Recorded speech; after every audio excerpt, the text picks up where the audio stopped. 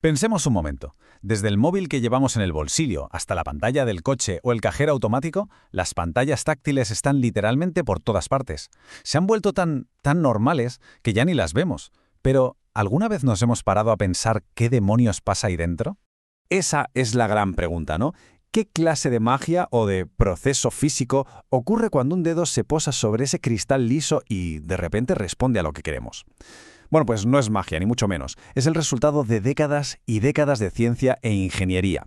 Y la respuesta a esa pregunta es, en realidad, una historia fascinante. Una auténtica carrera tecnológica que ha durado más de medio siglo. Una competición llena de ideas brillantes, de caminos que no llevaron a ninguna parte, y al final, de un ganador clarísimo que ha definido por completo el mundo digital en el que vivimos.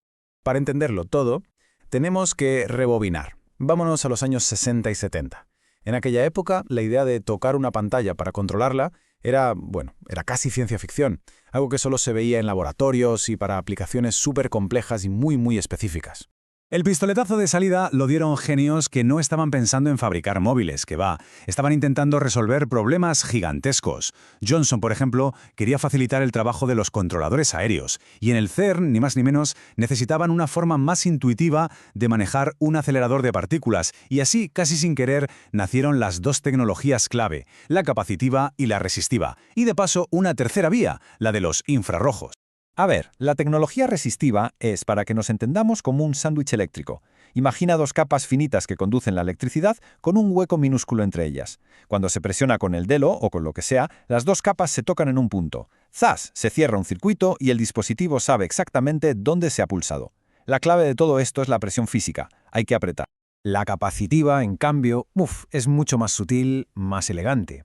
Aquí la pantalla funciona como la superficie de un estanque en calma, pero es un estanque de electricidad. El cuerpo humano conduce la electricidad, así que cuando nuestro dedo se acerca, crea una pequeña perturbación en ese campo eléctrico. Es como una ondita que el dispositivo puede detectar al instante. Aquí no hace falta presionar, solo tocar. Vale, ya tenemos los conceptos básicos sobre la mesa, salidos directamente de los laboratorios. Ahora empieza lo bueno. La carrera se traslada al mercado. ¿Qué tecnología iba a ser la primera en llegar al gran público? Y aquí se ven clarísimamente dos filosofías totalmente opuestas. Por un lado, la resistiva, que necesita un contacto físico, una presión para funcionar. Por otro, la de infrarrojos, donde el dedo lo que hace es interrumpir una especie de rejilla de luz invisible. Es casi como un sistema de alarma láser en miniatura. Si le echamos un ojo a la estructura de una pantalla resistiva por dentro, se entiende perfectamente por qué necesita esa presión.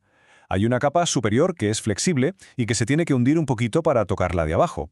Esos puntitos que se ven son separadores, cruciales para que no se toquen hasta que se aplica la fuerza.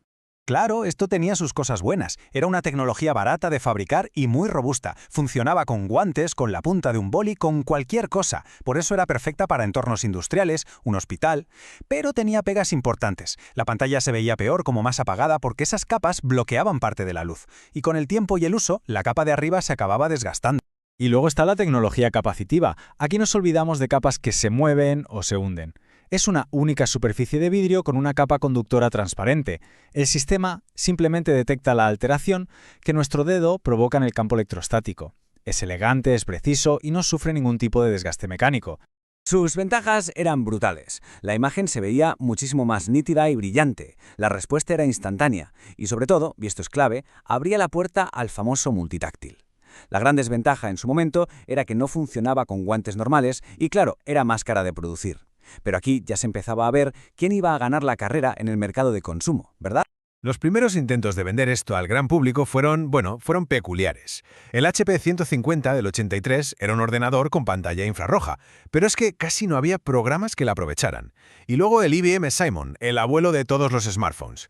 Usaba una pantalla resistiva, con su lápiz pesaba medio kilo, y tenía una batería que duraba 2 horas. Revolucionarios, sí, pero también torpes y carísimos.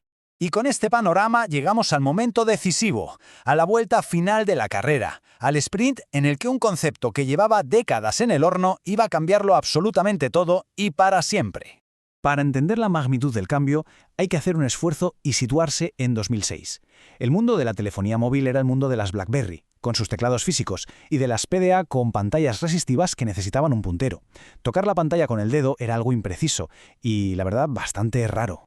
Ojo, la idea del multitáctil ya existía desde los años 80, pero fue a finales de 2006 cuando LG lanzó el Prada, el primer móvil con pantalla capacitiva, y solo un mes después llegó el iPhone, y ahí se acabó el juego.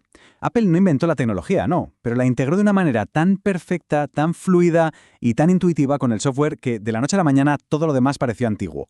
Gestos como pellizcar para hacer zoom se convirtieron en algo natural. La tecnología de repente se había vuelto invisible.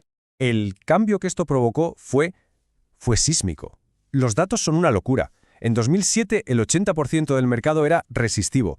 6 años después, en 2013, el 96% ya era capacitivo. Es que no fue una transición, fue una demolición. La tecnología resistiva fue barrida del mapa en un tiempo récord. La victoria de la tecnología capacitiva no solo cambió los teléfonos, dio forma a la manera en que interactuamos con todo el universo digital. El iPad demostró que esta experiencia multitáctil funcionaba también a lo grande. Y la cosa no paró ahí. La tecnología se fue puliendo cada vez más. Se integraron acelerómetros para que la pantalla girara sola, sensores de proximidad, incluso la propia capa táctil acabó fusionándose con el panel de la pantalla, haciendo los dispositivos más finos, más ligeros y más precisos que nunca. Pero que nadie piense que la carrera por la interfaz perfecta ha terminado, ni mucho menos. Simplemente ha entrado en una nueva fase. Empieza una nueva carrera. Ya hemos perfeccionado el acto de tocar. ¿Cuál es la siguiente frontera? Conseguir que la pantalla nos devuelva una sensación. Cerrar el círculo de la interacción es lo que se conoce como retroalimentación áptica. La idea de crear sensaciones físicas en una superficie que es completamente plana. ¿Y cómo funciona esto? Pues es bastante ingenioso. Básicamente son 3 pasos. Primero, unos sensores súper avanzados detectan no solo dónde tocamos, sino con cuánta fuerza. Segundo, un procesador interpreta esa información en tiempo real. Y tercero, unos actuadores minúsculos generan vibraciones increíblemente precisas que pueden simular la rugosidad de una tela o el clic de un botón que en realidad no existe. Y el futuro es todavía más sorprendente. Ya estamos viendo pantallas flexibles que se doblan gracias a materiales como el grafeno. La retroalimentación áptica será cada vez más y más sofisticada. E incluso se está trabajando en interfaces proyectadas que, con ayuda de inteligencia artificial, podrían convertir cualquier mesa o cualquier pared en una superficie táctil interactiva. Una locura. Así que todo esto nos deja con una pregunta final para darle una vuelta. La carrera por meter el mundo en la punta de nuestros dedos está prácticamente ganada. La próxima gran carrera será para sacar la interfaz de la pantalla y extenderla por todo nuestro entorno.